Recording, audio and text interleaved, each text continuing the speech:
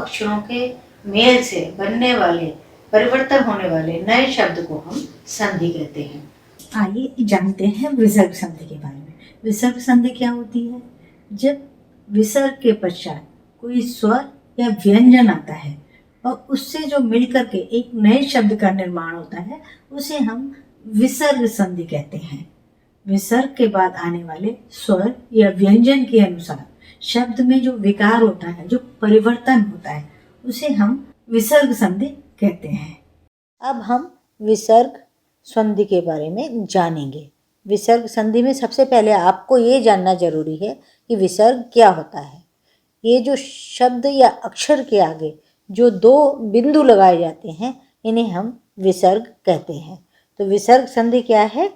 विसर्ग के पश्चात स्वर या व्यंजन में आने वाले विसर्ग से जो शब्द में बदलाव होता है, उसे विसर्ग संधि कहते हैं। दूसरे शब्दों में स्वर और व्यंजन के मेल से विसर्ग में जो विसर्ग होता है, उसे विसर्ग संधि कहते हैं। अब हम विसर्ग संधि के नियम जानेंगे।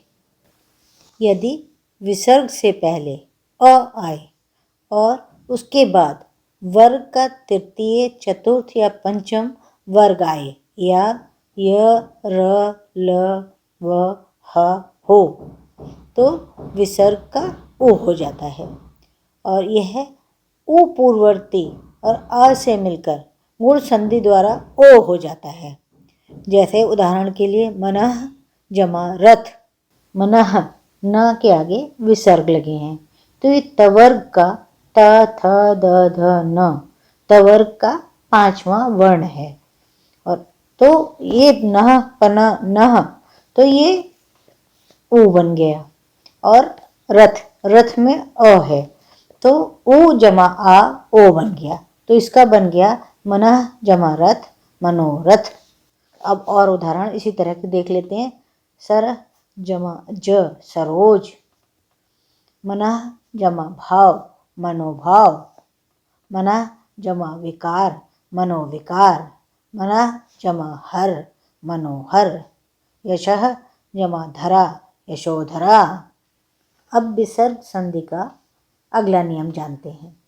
यदि विसर्ग के पहले ई या उ आए और विसर्ग के बाद का वर्ण क, ख, प, फ हो, तो विसर्ग श में बदल जाता है, षटकोण वाले श में बदल जाता है। जैसे ने जमा कपट, निष्कपट, ने जमा फल, निष्फल, ने जमा पाप, निष्पाप। अब विसर्ग संधि का अगला नियम। विसर्ग से पूर्व अ, आ तथा बाद में क, ख या प, फ हो, तो कोई परिवर्तन नहीं होता। जैसे प्रातः काल, तो इसका बनता है प्रातः काल। अंतःकरण, तो इसका भी बनेगा संधि अंतःकरण। अंतःपुर, तो इसका संधि होगा अंतःपुर। अगला नियम, यदि उ या ई के बाद विसर्ग हो, उसके बाद र आए, तो ई उ का ई उ हो जाता है और विसर्ग लुप्त हो जाता है। जैसे ने जमा रव, नीरव, ने जमा रस, नीरस, ने जमा रोग, नीरोग। अगला नियम, यदि विसर्ग के पहले अ और आ को छोड़कर कोई दूसरा स्वर आए और विसर्ग के बाद कोई स्वर हो, या किसी वर्ग का तृतीय, चतुर्थ या पंचम वर्ण हो, या य, र, ल, व, ह हो, तो विसर्ग के स्थान पर र हो जाता है। उदाहरण देखिए, ने जमा उपाय, निरुपाय, ने जमा झर, निर्झर, ने जमा जल, निर्जल, ने जमा धन, निर्धन, दो जमा गंध, दुर्गंध, ने जमा मल, निर्मल। विसर्ग संधि का अगला नियम देखिए। यदि विसर्ग के बाद च, छ, श हो, तो विसर्ग का श हो जाता है ट ठ श हो तो श हो जाता है, षटकोण वाला श हो जाता है।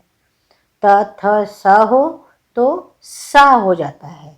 उदाहरण देखिए, ने जमा चय निश्चय, ने जमा छल निश्छल, ने जमा तार निस्तार, ने जमा सार निस्सार, ने जमा शेष निश्शेष।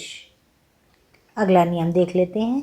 यदि विसर्ग के आगे पीछे अ हो और पहला आ और विसर्ग मिलकर ओ हो जाता है और विसर्ग के बाद वाले अ का लोप होता है, उसके स्थान पर लुप्ताकार चिन्ह लगा रहता है। देखिए कैसे, जैसे प्रथम जमा अध्याय, प्रथमोध्याय, ये बीच में जो चिन्ह है एस जैसे इंग्लिश के एस जैसे आकार का, वो लुप्ताकार चिन्ह है। यश जमा अभिलाषी, यशोभिलाषी। अभी कुछ नियम और है विसर्ग संधि के। अब हम विसर्ग संधि का अंतिम नियम जान लेते हैं। विसर्ग के बाद श स सा होने पर या तो विसर्ग यथावत रहता है या अपने से आगे वाला वर्ण हो जाता है। यथावत का मतलब होता है पहले जैसा। तो हम कैसे लिख सकते हैं? दो तरह, निसंदेह या इस तरह लिख सकते हैं निस्संदेह, ने सहाय। तो दोनों तरह लिख सकते हैं, ने सहाय या ने सहाय, निस्सहाय। तो इस तरह उम्मीद है कि आपको विसर्ग संधि के नियम समझ में आ जाएंगे, धीरे धीरे समझ आएंगे, क्योंकि बहुत मिलते जुलते नियम हैं। और आप जब ध्यान से पढ़ेंगे, ध्यान से देखेंगे वीडियो, आपको निश्चित तौर पर संधि का ज्ञान अच्छी तरह हो जाएगा। लॉजिक टच याद रखें, इसको सब्सक्राइब करें, खुद भी करें और दोस्तों से भी करें। और आप जब ध्यान से पढ़ेंगे, ध्यान से देखेंगे वीडियो, आपको निश्चित तौर पर संधि का ज्ञान अच्छी तरह हो जाएगा। लॉजिक टच याद रखें, इसको सब्सक्राइब करें, खुद भी करें और दोस्तों से भी करें।